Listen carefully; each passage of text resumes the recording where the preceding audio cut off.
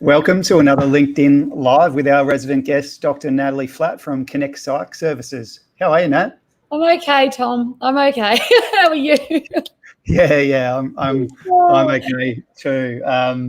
It's quite funny with that countdown. As soon as it comes on, I always look like, as soon as it stops, I always look like a deer in headlights, like I'm surprised that I'm on camera. It's like we do whatever. It's a ridiculous thing. Yeah. Now, have you done your Christmas shopping yet? Tom, we are heading to Sydney. So as soon as I found it, we're obviously Melbourne. So as soon as we found out that those borders were open, I have been tapping away online and getting all sent there. So that was one of probably my little goals to get me through, especially, the end of the lockdown. So yes, in answer to your question, I actually feel more organised than ever. And I've heard that from a few people because we've had, I suppose, a couple of less distractions from a social perspective. I think it's been a good distraction for so many people as well, as that can end up be the end goal, which I suppose is pretty positive for certain people. Yeah, I love it. Yeah, that interstate travel is much needed. We're off to New South Wales after Christmas, but it was quite funny yesterday. Someone asked me, "Have you done your Christmas shopping yet?" And it just sent me into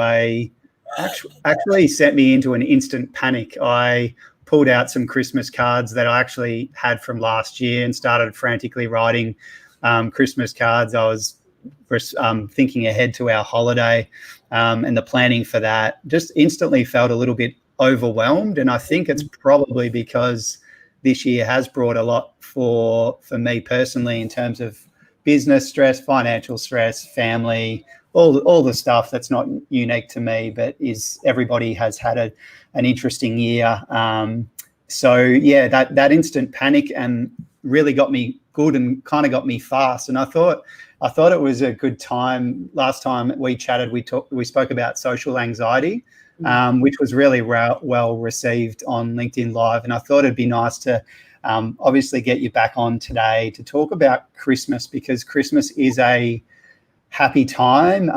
It's, for a lot of people, it is an enjoyable time where they get to spend time with their family. But as I've looked into this and as I've got a little bit older, I've really appreciated that this time of year is actually not that way for everybody. And for some people, it's actually can be quite sad, whether that's maybe grieving a loss or maybe relationships and families.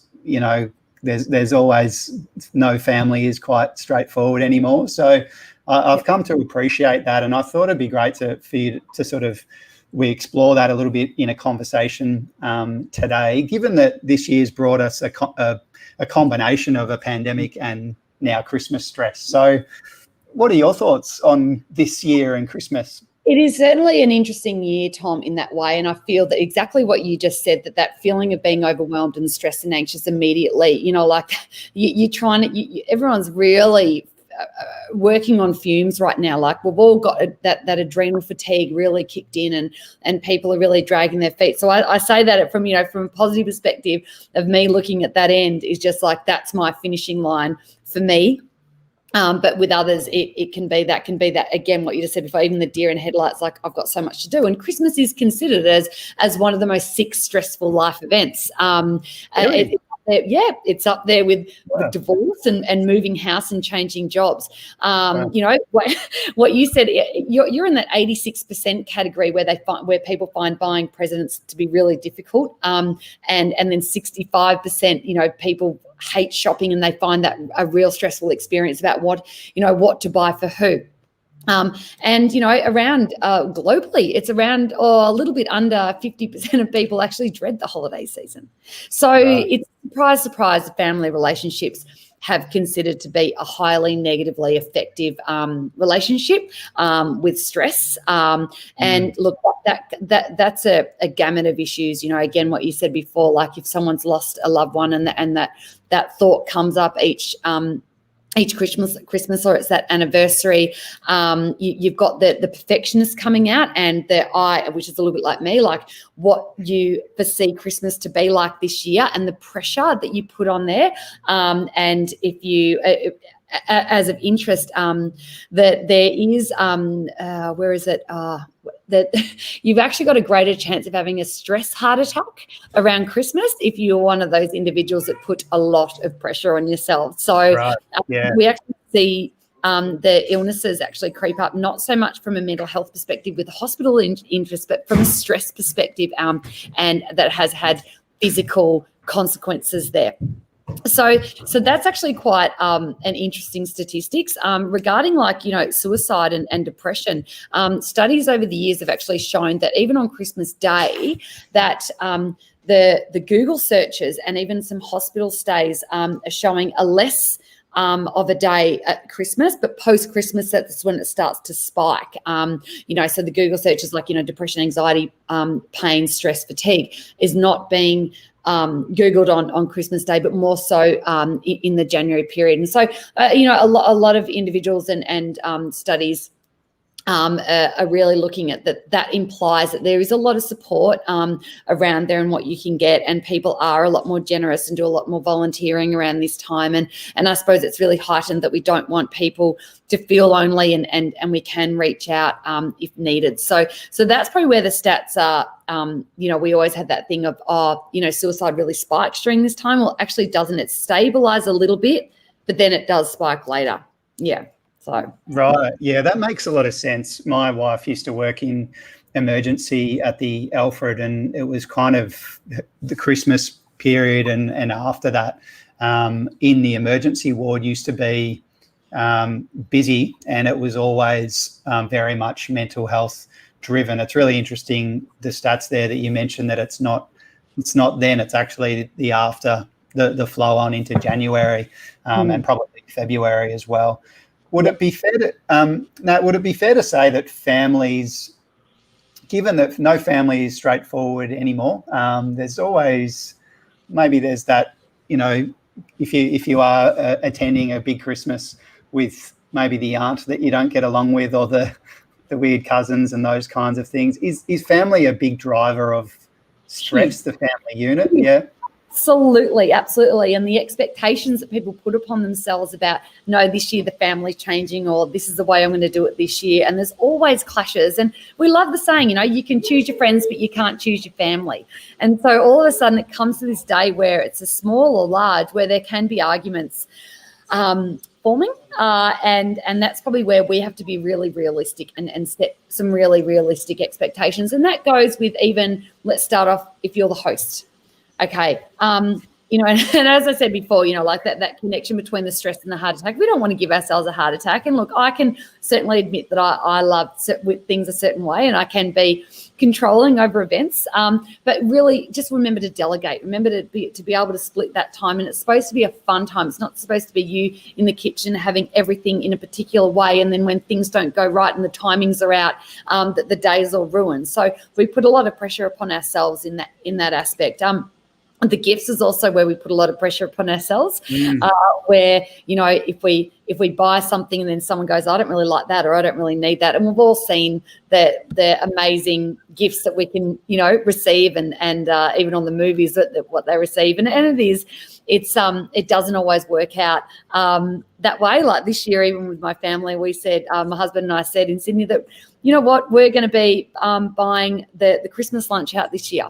And that's going to be everyone's Christmas present, and everyone likes food. It takes the stress out of cooking. Yeah, it takes the stress out of who's bringing what. So all of a sudden, and we're going into a neutral environment where there is going to be less likely to have the fights, and I suppose even more, dare I say, like more regulated alcohol intake. And so it's a little bit, it can be like a bit more of a neutral, but a pleasant experience that everyone enjoys, and the pressure's off everyone. So I think in that sense, that was where I thought, no, I'm going to set those realistic expectations of myself, and I'm going to enjoy the day rather than feel like I have all that pressure.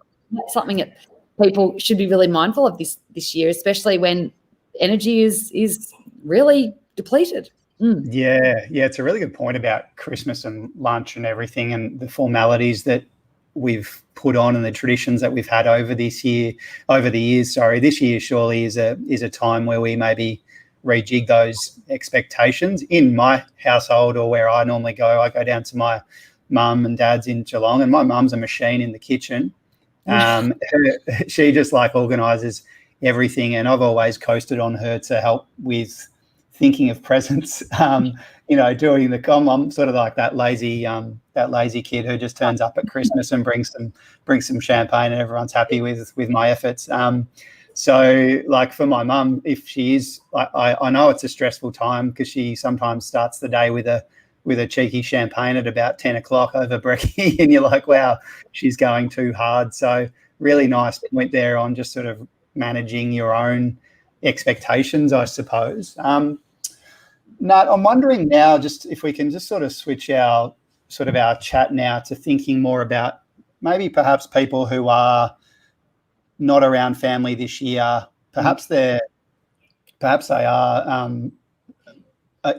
more feeling a bit lonely at the moment, because a lot of people have family in different states and internationally, and maybe not being able to get there and to have the Christmas as they normally would. Do you have any thoughts around that? Because I feel like this year there might be a few more people in the world and in Australia as well that perhaps can't get to where they want to normally be. Yeah, and I think if you know someone that is in that situation, ask them if they'd like to come around in the morning or in the afternoon. Like, don't let them sit there. Whether it's a Christmas Eve thing or whether it's a Christmas Day or whether it's a Boxing Day, you've really got 3 days where you can invite these individuals over, and for the individuals out there where we know that chronic loneliness is one of the major issues that have come out of COVID, and a lot of a lot of funding is going to go into supporting these individuals, because as we know with chronic loneliness, like it has a lot of physical issues and fatality, not even just from a suicide perspective, but also again from like a heart perspective. We need to know our hearts in that way, and so being able just to even be part of something and volunteering, try and think of something positive. We understand that not many people may want to be really involved in the big family affair, but even if you can reach out to that person, if you are that person, even allow others to accept the invite. You don't have to be there all day, but know that there are people who love and care about you. And that even goes for even if you don't feel like you have those individuals that have reached out, like to go and to volunteer somewhere, and that can really fill your bucket up, and you'll also then be able to meet up with like-minded individuals in that time. But it does take, again, like everything I've always talked about, Tom, it takes a bit of a proactive approach and a bit of a mindful approach. You've just got to be open to that.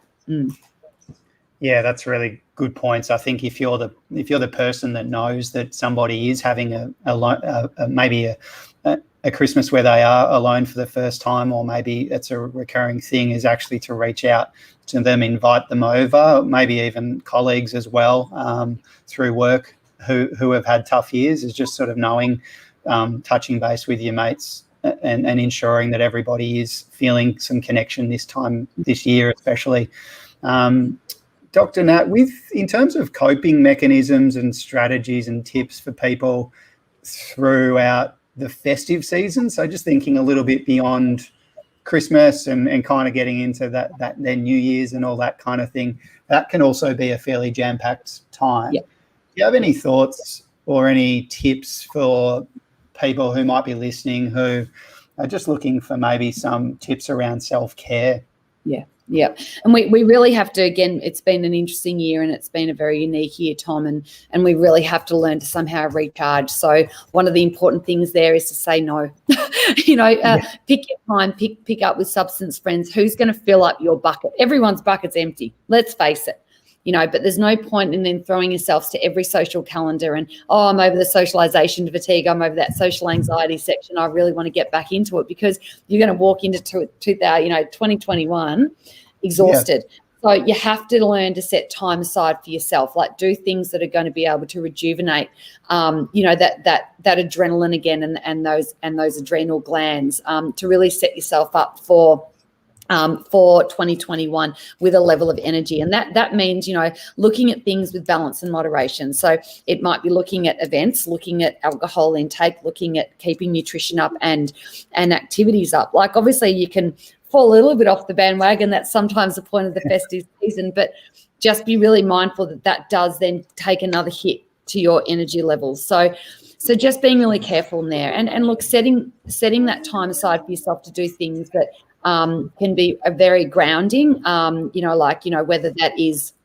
something like mindfulness and really staying in the present and being connected with nature, or, seeing relatives that you haven't seen for 6 months, and being able to maybe even go to a different place that you haven't been with them. Like, with New South Wales times, there's so much around the coast that you can explore, and it doesn't always have to be around, I suppose, the Australian way of a pub and everything. It can be down the beach, it can be on a hike, it can be something else that might be a little bit left field that you haven't done for a while, but that can really rejuvenate you. So that's something that is really important to look at. And I think as well as it's really important to reflect on the year that's been. It hasn't been a great year for many people. As you said, it's been a financial burden.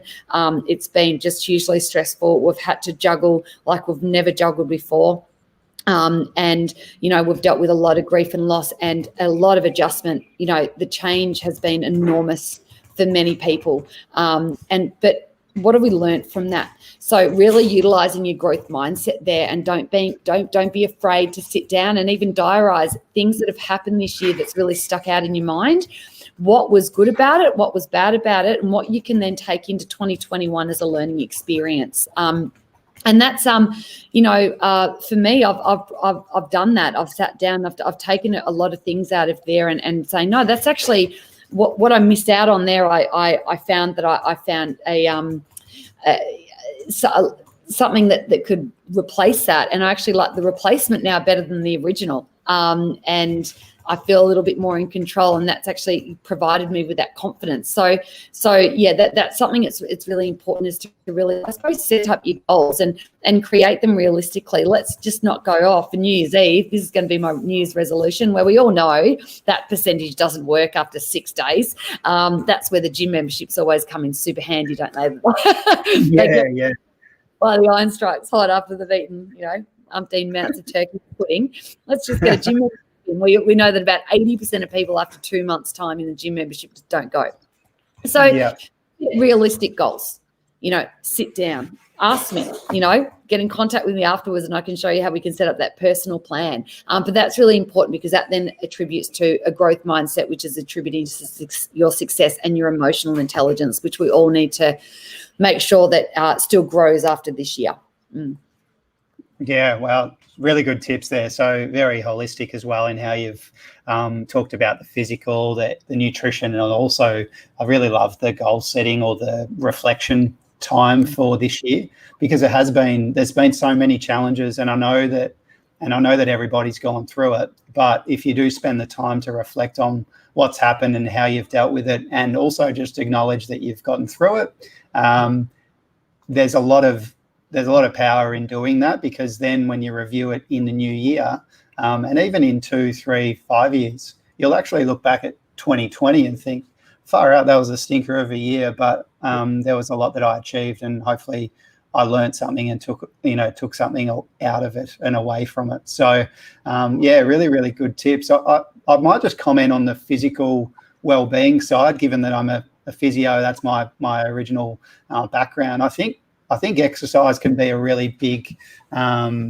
positive for people in the new year, but you might as well start now. And it could be as simple as going out for a walk and putting your phone away, and not having your AirPods in and listening to a podcast while you run or whatever. Is literally just getting out for a walk, 10 minutes a day, like to start with, and try and find that routine without any distractions, and just kind of have that time to get a little bit lost in your thoughts. How I do that each day is I actually ride my bike to and from work, and I used to actually I used to do podcasts in and out on the bike, listening to podcasts, but I've stopped that recently for the last month, and I've just been listening to myself think, and it's kind of, because my ride is about 20 minutes, so it's kind of enough time to really decompress, get out all my thinking, and then when I get home, I'm a better human for my wife and my kids, because I'm not kind of bringing anything home from work, or at least, I'm getting rid of most of it. So I think if people can set up some habits like that are movement-based, physical well-being isn't just about looking buff or joining Fitness First and getting to February and trying to find sneaky ways of getting out of your locked-in contract. It's actually about reducing your adrenal. Well, it's actually about managing your adrenal system as well, because if you can walk, you can and you can disconnect from your devices. It can actually just bring you down into a state of calm, and that can be mindful. That you don't have to sit in a corner, cross your legs, and hum or anything. Mindfulness is actually just about doing something for you and staying and finding your calm, or finding some quiet headspace as well. I couldn't agree more. And look, it's exactly what I've been doing as well. I've left the beats at home and gone out and really incorporated my 5 senses while walking. Like, look, what am I seeing? What am I hearing? What am I smelling? What am I touching? What am I tasting? Like, it's really basic, and being able to go for that walk in the 20 minutes. But if this is something that's new for you, come home and then again record it and reflect on how that made you feel. And so if you can then record, it's a great way just to keep the motivation up, because you said, well, wait a sec, instead of saying then, I should keep on going for a walk, and then having those demotivating, disempowering statements that are creeping into your mind, i.e. like gym memberships, I should go because I've paid for it now, rather than saying, okay, well, you know what, last time I went for that walk without the phone and the beats, that this is how it made me feel. So if I go for another walk, then I know I'm going to feel that, and that's what I want to feel right now as well. So it simplifies everything. You're doing, you like, just even with that 20 minutes going around, like, not only are you getting your adrenals down, but you're getting a chance to be able to compartmentalize some of your thinking. And that's actually been also then linked to being able to problem solve better. So, that they're doing, like, even at workplaces, they're doing more walking meetings rather than coffee meetings now. So there is being all this scientific research showing that the benefits of going for a 20-minute walk just isn't about keeping the weight off the hips. There's a lot more going on. Yeah, that's right. Natalie, I've got a question here from the audience, which is really great, and it's actually from Sam Eddy. I'm going to press this button and see what happens. I've never done this before, so thanks, Sam, for the question. It might pop up here. Can you see that, Nat? Loving this as I eat lunch, a great way to pause and reflect on challenges and goals heading to 2021. How do we stay mindful when triggered at family gatherings? Oh, I love that one, Sam. Thank you. It's a little bit about knowing your triggers. It sounds like you come from a big family, Sam, or you've got you got that 20 plus Christmas lunch to be had. I think that as well as maybe it could be a little bit about choosing maybe the person that you're sitting near. I don't know what it is. It's about Christmas where people think that out of the 364 days, they don't need to bring something up, but that one day they need to bring up about politics and they need to bring up about opinions. And you add a bit of booze into that, it can be a real recipe for disaster and really ruin a good day. So if you feel like there is a certain person who antagonizes you in every year, maybe that's going to be going either to say, okay, I'm going to be really wary on not sitting near that person this time, or I'm even going to be saying even this year, look, I don't want to really talk about that today. Let's focus on the year that was, and let's maybe focus on something else. And talk about a different topic. So try and deflect them from going down a pathway where it does cause that little bit of angst and argument there. Family triggers are really difficult. That we try and just try and avoid them. By just not sitting next to that person. I love that. I laugh as I say that because I've spoken to many colleagues that have said the same thing. I'm like, I'm going to be, not getting near Auntie Sandra tonight. Like, she gets under my goat and she tells me, these left wing or right wing opinions that annoy me. Know that accept that person will do it and steer clear. Yeah, it's good advice, Nat, about just practically just sitting not near them. I think every family has that one person that really grates them in the family. My family's not listening to this, and I'm not suggesting that any of them grate me, but I think there's always maybe a particular topic or a particular conversation that gets brought up every, once a year that irritates a few people in families. So, yeah, it is a tricky one, Sam, but I really like Nat's advice there of steering clear and kind of redirecting conversations perhaps where you can. Also perhaps walking away if you need to from the room if it is a conversation that you're not liking, and maybe also knowing that it is maybe that one time of the year and acknowledging that you won't be there all day, or reducing your time there perhaps if depending on what the seriousness of the topic is, I suppose. All families are different, unfortunately, aren't they? And there's always a few sensitivities for sure. Absolutely, yeah. And it'd be nice to say everyone has the insight of this year to say let's just celebrate because we haven't seen each other, but that's not the reality. So prepare yourself, Sam. If you've got that lovely aunt, speak to her before things always start. There's usually a pattern that we can see, and whether or not even you can start before that pattern starts. The tension starts, and I'll get there a bit earlier, like shift your times, and exit a bit earlier if you can. Depends. Everyone's situation's a bit different, and that's important. Yeah, to spend time with people that like you really want. Like it's okay to even spend time with friends. Yeah, it doesn't always have to be around family. Yeah. I think from my background of various Christmases, we've done the odd one with friends, and it actually has been quite a nice variation, especially when we're overseas, living over there, and we had just a bunch of friends getting together. It was one of the more memorable sort of Christmases, and it's actually where I met my wife as well in London. So yeah, kind of having those options as well is quite a nice thing. So there's our advice, Sam. Just sort of do a runner is kind of what we're saying. I'm only joking. Good stuff. Natalie, we've covered off on quite a lot there. Some really good coping strategies. Love the goal setting or the reflecting. It's kind of on theme with where we were talking about social anxiety at on our last chat as well.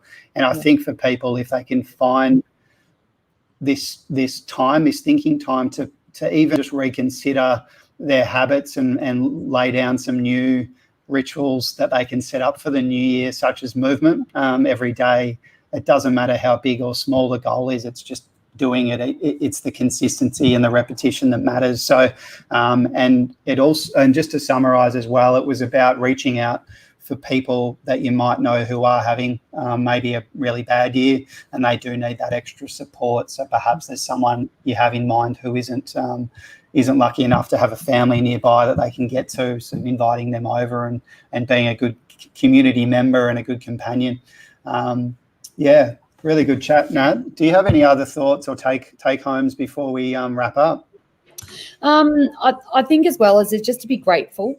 That like we want to be able to just like be, I suppose, in this time we've really been grateful for the small things, and now things have opened up. Don't forget about when we can have that life can be really simple, and there's some beautiful things in simplicity. And again, how that then made you feel, and then to bring those into 2021 as well is like that little bit of simplicity, because we know that, like with a decluttered mind, just comes a less chaotic lifestyle. And I think with what we talked about with even the fear of missing out individuals, that they really need to completely reconsider how they, how they're perceived and whether or not that's a real problem. It really, how big is that issue? And just not to put so much pressure on yourself this year. Get gift cards. Everyone loves a gift card. Yeah. Who doesn't love that? And I think 2021 should be a much more mindful year for everybody, and hopefully a really considered year where you've learnt some stuff from 2020. You've maybe living hopefully a more simple, decluttered lifestyle going forward once you've done your reflection for the year, as you suggested, Nat. But yeah, I want to thank you so much for being the resident clinical psych on these LinkedIn live chats. I know that's brought a lot of value to our respective communities. So yeah, I hope you have a great Christmas break in Sydney and enjoy the time. You too. Merry Christmas. And we're actually catching up in person for the first time ever next week, I think. So that's a win. Isn't it? It's amazing, like how we've connected on LinkedIn and where that's taken us, and what a lovely partnership that's starting. So yeah, looking forward to next week. Yeah, I love it. All right, take care, Nat. Okay, see you later. Have a good day. See ya. Thanks, crew. Bye.